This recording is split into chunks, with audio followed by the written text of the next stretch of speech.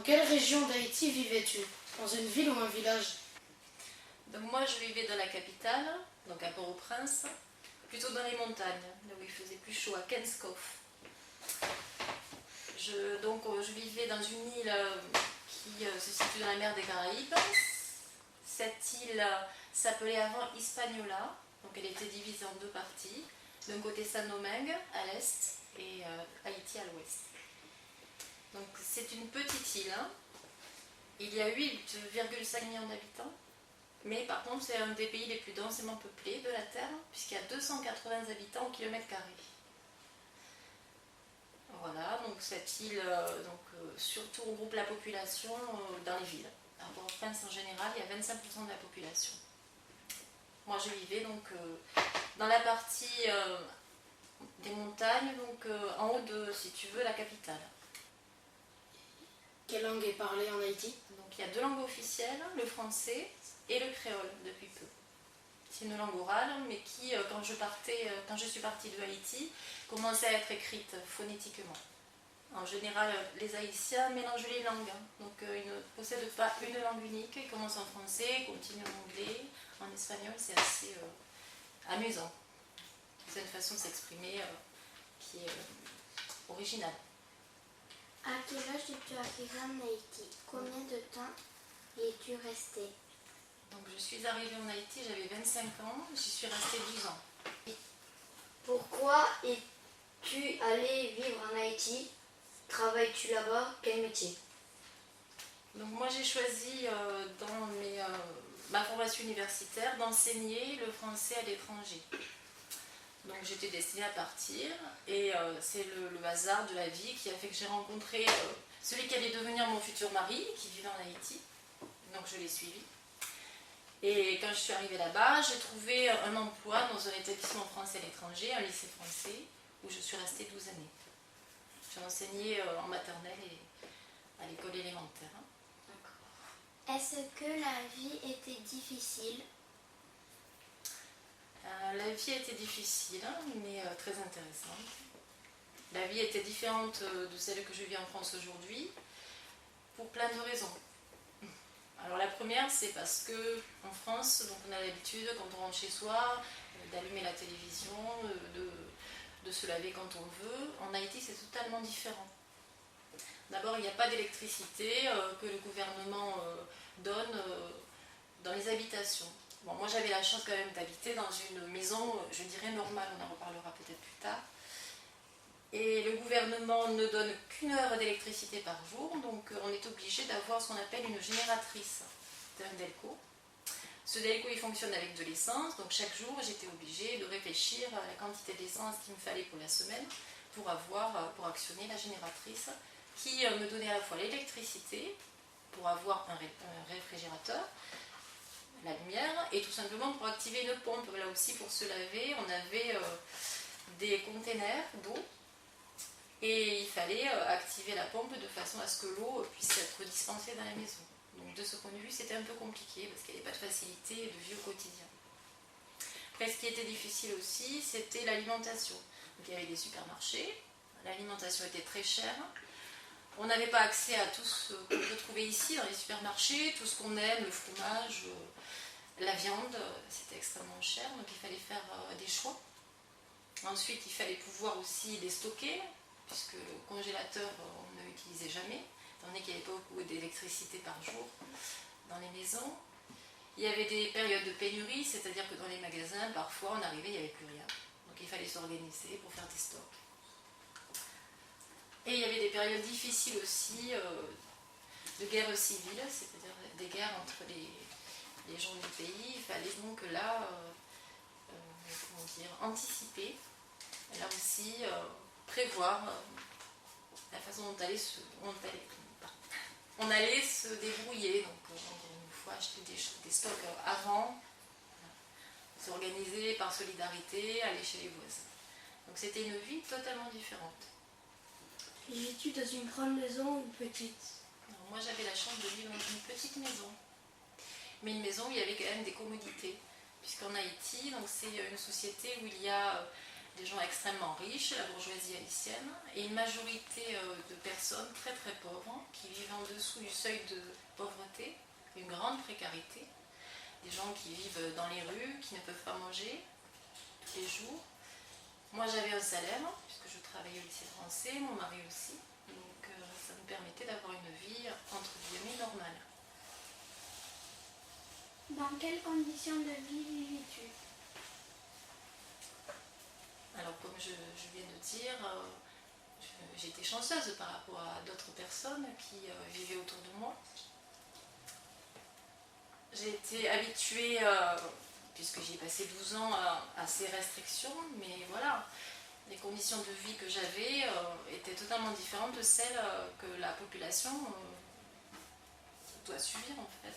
C'est peut-être l'objet de la question. Peut-être, voilà. Moi j'avais à la maison des gens qui venaient, par exemple une nounou qui vivait dans le peuple, qui avait 5 enfants, qui ne pouvait pas soigner ses enfants. Donc j'ai pu découvrir un petit peu la façon de vivre de ces personnes, qui voilà, étaient totalement différentes de celles que moi j'avais au quotidien. Avais-tu de la famille là-bas? Sinon, t'es-tu fait héberger par une famille? Entre guillemets, t'es-tu fait adopter? Alors, la famille de mon mari vivait là-bas, puisqu'ils sont installés depuis des années, ils y sont encore. Ils ont une entreprise. Donc je vivais à leur côté. J'avais des amis en Haïti également. Que faisais-tu de tes journées? Je travaillais le matin très tôt, ce qui fait extrêmement chaud. On est sous les tropiques en Haïti. Donc je travaillais de 7h à 13h au lycée français. Et les après-midi, en général, j'intervenais à Port-au-Prince dans des petites écoles pour faire des ateliers d'alphabétisation, ou bien dans des organismes non gouvernementaux, donner des cours de français, des cours de français langue étrangère ou militaire, les casques bleus qui étaient installés en Haïti pour aider la population. Faisais-tu du bateau, pêcher des poissons, pour regarder l'état des océans? Alors, donc, la mer, par rapport à Port-au-Prince, c'est à 1h30 de trajet. Donc, pour s'y rendre, il fallait traverser des zones très abîmées, assez dangereuses. Donc, en général, on n'allait pas à la mer tous les jours. Et quand j'y allais, oui, il m'est arrivé de participer à des activités de pêche, parce que le grand-père de ma fille, le père de mon mari, lui, était un grand pêcheur. Donc là-bas, ce que les gens pêchent en général, ce sont d'énormes poissons qui s'appellent des warouts. J'ai aussi pu, quand je me promenais un petit peu en Haïti, découvrir le mode de vie des pêcheurs locaux. Donc eux, ils vivent au quotidien de leur pêche et qu'ils vendent sur les plages privées haïtiennes. Puisqu'il y a quand même des gens extrêmement riches qui ont des belles plages qui donnent sur le bord de mer. Et voilà, c'est comme ça qu'ils fonctionnent. Maintenant, nous allons te parler des conditions météorologiques. Haïti connaît de nombreuses inondations. Est-ce que tu en as déjà vécu? Alors, moi je n'ai pas vécu personnellement d'inondation parce qu'elle touche surtout les côtes haïtiennes. Moi je vivais à l'intérieur des terres. Maintenant je sais que il y a 1400 mm d'eau par an, ce qui est énorme. Il y a des eaux torrentielles qui proviennent des orages, qui dévastent les campagnes. Voilà, ça j'en ai entendu parler, mais c'est vrai que personnellement je n'ai pas assisté à ce genre d'événements. Mais c'est des événements catastrophiques pour les Haïtiens qui vivent de pas grand chose et qui sont installés dans des maisons de tôle ou bien de terre, donc pas du tout aux normes, qui sont dévastées à chaque fois par ces inondations. As-tu connu des tempêtes, des ouragans ou d'autres catastrophes naturelles? Alors oui, j'ai assisté à un tremblement de terre. Un jour, je me suis réveillée sur mon lit et le lit a bougé, c'était assez impressionnant. C'était un petit tremblement de terre, parce que c'est vrai qu'en Haïti, pendant les 12 années que j'ai passées, il n'y en a pas eu d'autres. Par contre, des périodes cycloniques, souvent oui, puisque donc, il y a ces saisons-là, la saison des cyclones de octobre à décembre. Voilà, donc ça m'a appris à m'organiser, à calfeutrer les fenêtres, à faire encore une fois des réserves en nourriture et à circuler à certains moments de la journée. Les habitations étaient-elles fréquemment touchées par les catastrophes? Résistaient-elles? Donc les Haïtiens du peuple, qui sont donc très pauvres, ne vont pas à l'école, donc n'ont pas appris qu'il y avait des moyens de se protéger, qu'il ne fallait pas construire dans certains endroits, donc ils construisaient en général des maisons en tôle, comme les favelas au Brésil, sur des zones inondables. Donc, ces maisons étaient constamment détruites, il y avait malheureusement beaucoup de gens qui mouraient, et par la suite on reconstruisait au même endroit. Donc ces maisons-là, effectivement, étaient très fragiles. Celles dans lesquelles nous vivions, nous, finalement, des personnes très chanceuses, elles étaient construites aux normes. Donc là, elles résistaient à ces tempêtes et à ces inondations. Les populations ont-elles des techniques pour éviter les inondations? Non, aucune, malheureusement, puisqu'elles répètent sans cesse les mêmes choix. Donc, parce que ces personnes n'ont pas de toute façon d'endroit où aller s'abriter. Les gouvernements, les différents gouvernements haïtiens que j'ai pu voir n'ont jamais manifesté l'envie d'organiser peut-être des endroits qui seraient moins risqués pour les gens du peuple. Et donc c'est des constructions sauvages qui poussent un petit peu partout encore aujourd'hui, après les différents séismes qu'il y a eu récemment. Et les conséquences sont toujours dramatiques. Il n'y a pas d'organisation en fait au niveau de l'État. Jusqu'à combien de mètres l'eau des inondations pouvait-elle monter? Alors combien de mètres, je l'ignore honnêtement. Je vous ai dit 1400 mm par an, c'est énorme déjà. Voilà. Donc ces eaux torrentielles, en général, qui partent de la montagne dévalent dans les champs, détruisent toutes les cultures et arrivent jusque dans la capitale. Donc, après, on observe à chaque fois d'énormes dégâts matériels et humains, mais en termes de millimètres, en termes de quantité, je ne sais pas. Y a-t-il beaucoup de moussons? Donc il y a deux saisons à Haïti, la saison sèche et la saison des pluies. Donc la saison des pluies, je t'ai dit d'octobre à décembre, c'est celle des cyclones. Donc beaucoup de moussons le soir, voilà, uniquement la nuit, à partir de 17h jusqu'au matin. Tout de suite, nous allons te parler de l'eau. L'eau potable était-elle difficile à trouver? Oui, l'eau potable, c'est un problème énorme en Haïti. Toutes les eaux sont contaminées. D'abord par les orages torrentiels, les habitants qui n'ont pas de système d'évacuation de l'eau, d'assainissement, donc ont l'habitude de mettre leurs déchets dans la rue, les animaux également, pas de fosses septiques. Les déchets industriels également coulent à même les rivières. Donc il est extrêmement difficile de trouver de l'eau potable, ce qui fait que les Haïtiens du peuple boivent ce qu'ils trouvent. Donc s'ils vont dans une rue et qu'il y a de l'eau au niveau du sol, ils boivent ce qu'ils trouvent, parce qu'il faut que chaque jour ils aient leur quantité suffisante d'eau. L'État n'organise pas de système de dispense d'eau. Dans la capitale, il y avait quelques canaux qui permettaient justement de recevoir, comme l'électricité d'ailleurs, 1 heure par jour, un petit peu d'eau dans les maisons. Mais cette eau n'était pas fiable, on ne pouvait pas la boire, il fallait y mettre des cachets de décontamination. En général, les habitudes qu'on avait, c'était d'aller au supermarché, d'acheter des bidons d'eau d'une société qui, en Haïti, dispense justement cette vente, ça s'appelle la société Culiga. Si l'eau n'est pas potable à cause des tempêtes, des déchets ou autres, comment est-elle rendue potable pour la consommation? Voilà, donc ces bouteilles d'eau à l'achat, mais qui ne sont pas accessibles évidemment aux gens du peuple. Les cachets de décontamination qu'on trouve dans les pharmacies ou à l'étranger, toujours pas accessibles pour les gens du peuple. Du coup, pas d'eau potable pour la majorité de la population, des gens qui ont des maladies parasitaires, qui sont consécutives à ces eaux malpropres, insalubres. As-tu déjà vu des déchets dans l'océan? Oui, j'ai eu l'occasion de visiter les îles aux alentours. J'ai vu souvent surnager des déchets organiques, des sachets, des choses que bon, nous on n'a pas l'habitude de voir quand on va à la mer.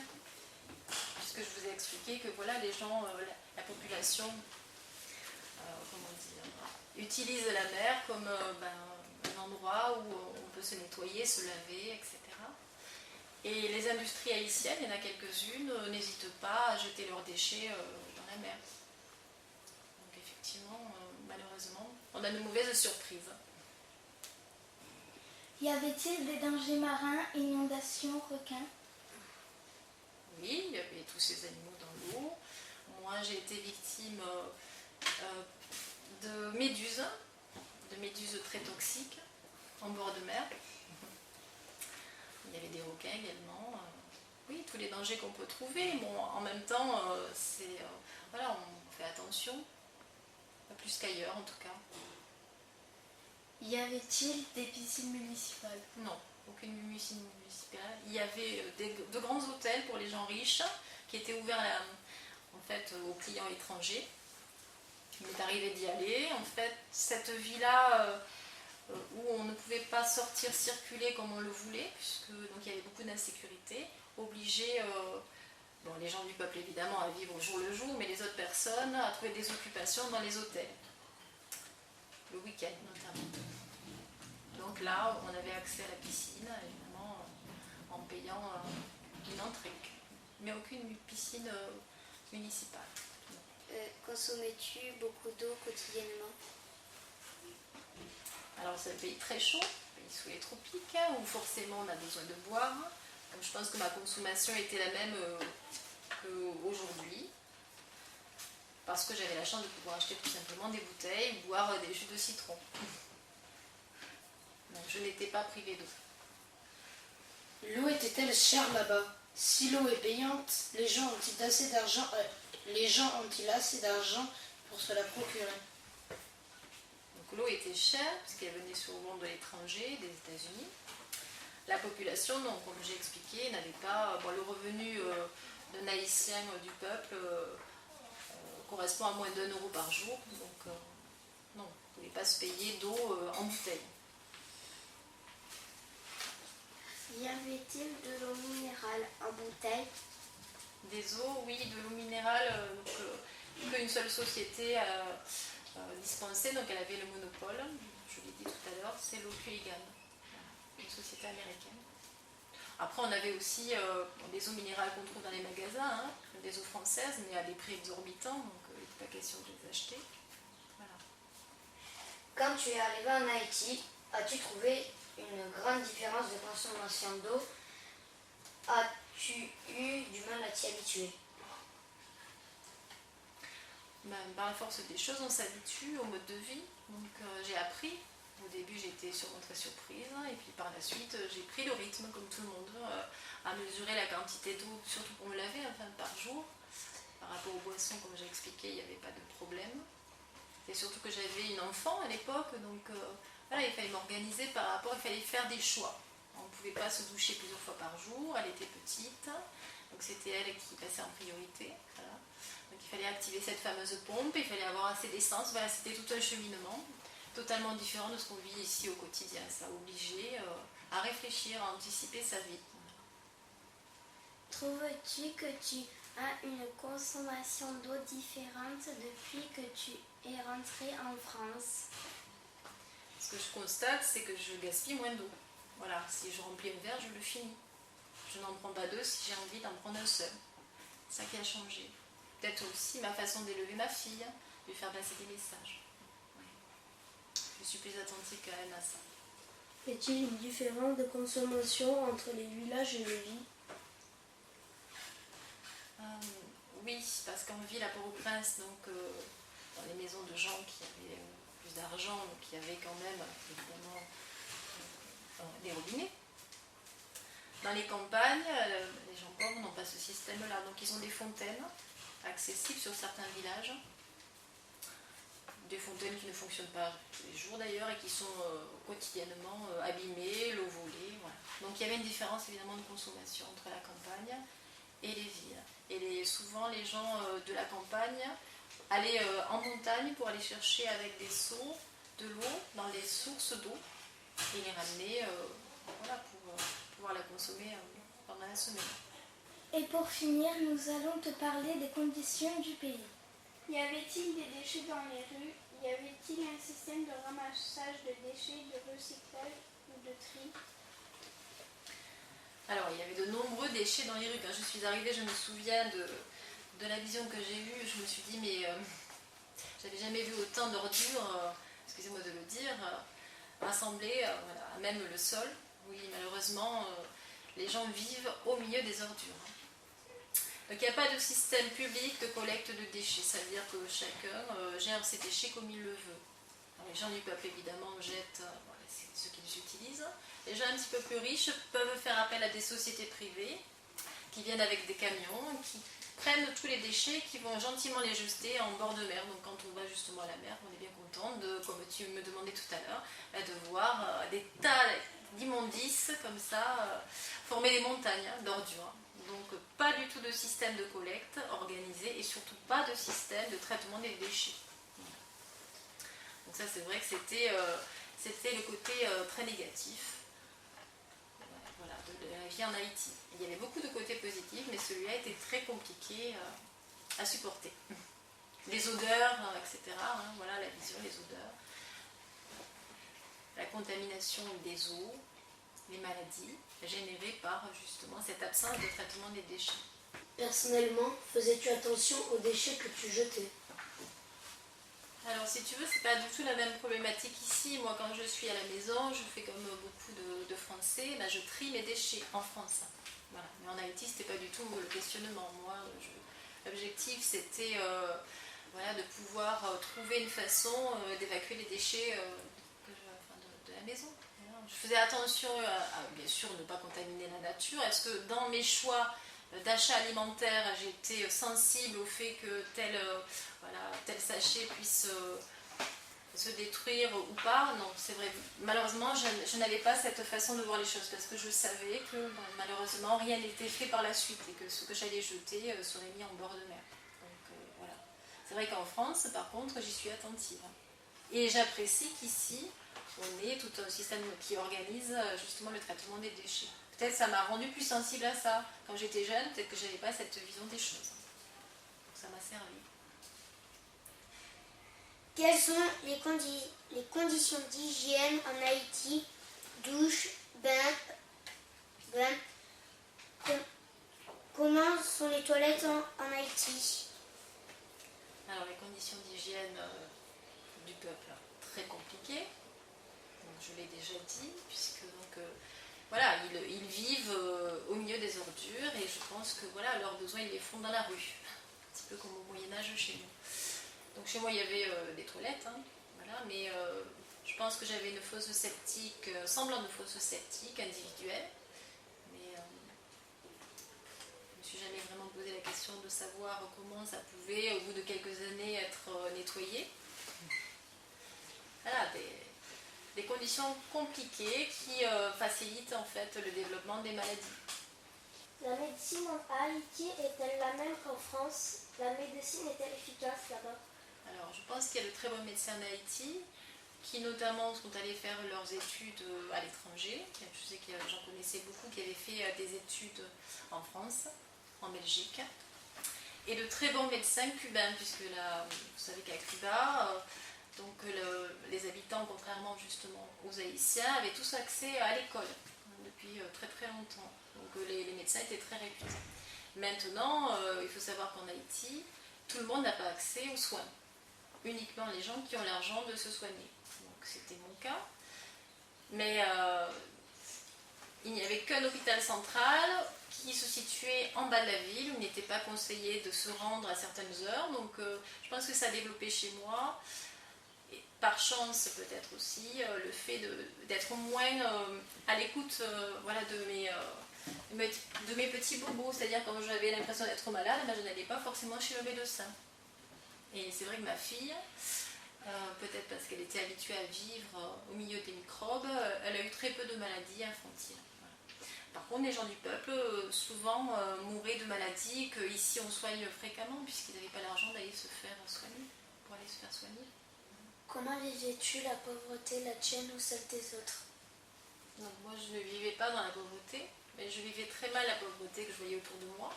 Parce qu'en France, c'est vrai qu'on est très malheureux quand on voit des sans-abri. En Haïti, la majorité de la population était dans les rues, il y avait des maladies très graves, j'ai vu des lépreux dans les rues, des gens qui vivaient dans de telles conditions que ça me bouleversait. Donc pendant ces années-là, j'ai essayé d'aider ces personnes de mon mieux. Mais c'était très compliqué, vu que les structures de l'État n'organisaient rien pour les aider à mieux vivre. Pourquoi es-tu revenu en France? Pour cette raison. Pendant des années, donc j'ai eu cette vision